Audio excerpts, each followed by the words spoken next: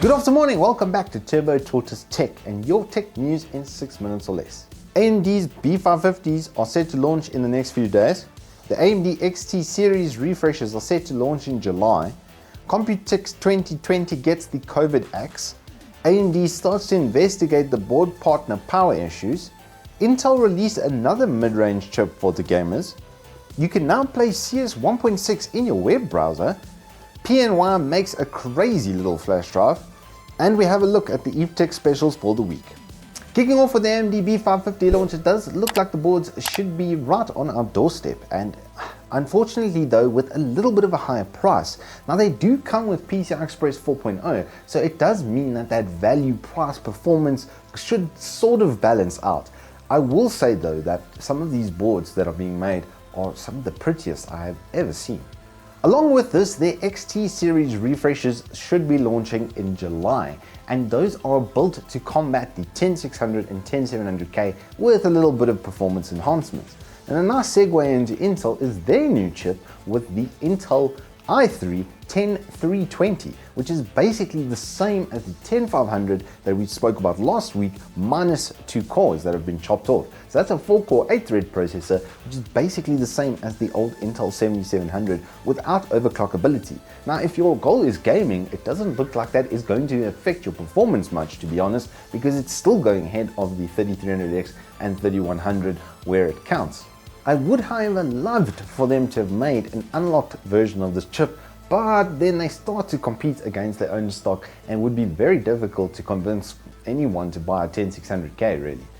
Computex has finally called it quits for 2020 and will be moving their show into 2021, which is a little bit disappointing with all of these new processors coming out. It would have been really nice to see what end user or board manufacturers like Asus and MSI would have put together system-wise with those products to demo at the show. Who knows, we could have even had a 3300X versus that Intel 10320 side by side. I think it's just a massively missed opportunity, but we'll have to be patient and wait until next year.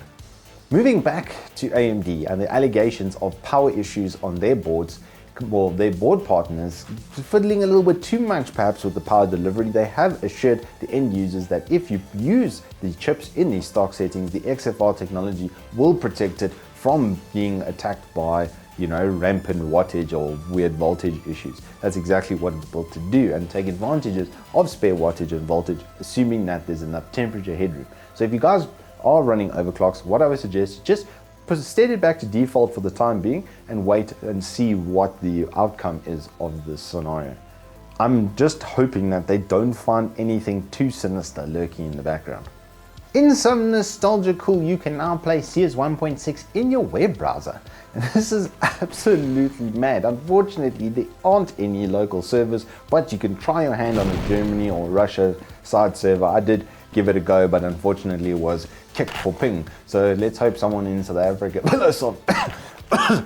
Casper, if you're watching this, please, I would really much like a local server to scratch that 1.6 glitch. PNY has made probably the most mad flash drive to date, a 3.1 compatible 512 gigabyte flash drive.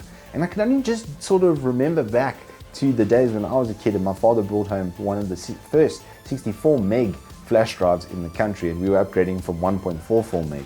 And I thought that was large, if only I knew. Having a look at some of the specials on Evetech this week, Evetech's desk mats go on sale for a ridiculous price. The glorious mouse bungee goes for a whole tree feddy. There's a 128 gig SSD on the cheap for that OS drive upgrade. A Clev 240 if you want to throw some games on the SSD as well. Gundias's 5-fan kit to make the PC level disco. Clev Bolt X still on special for those RAM upgrades.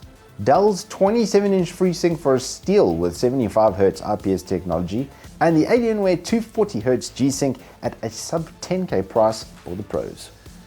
We do have a review live on the channel for that monitor, and basically the bullet point of the presentation is it's like wiping your eyes with silk. That is all we have time for today though, so please guys, keep your lives ticking and your games wrecking. We'll see you on the flip side.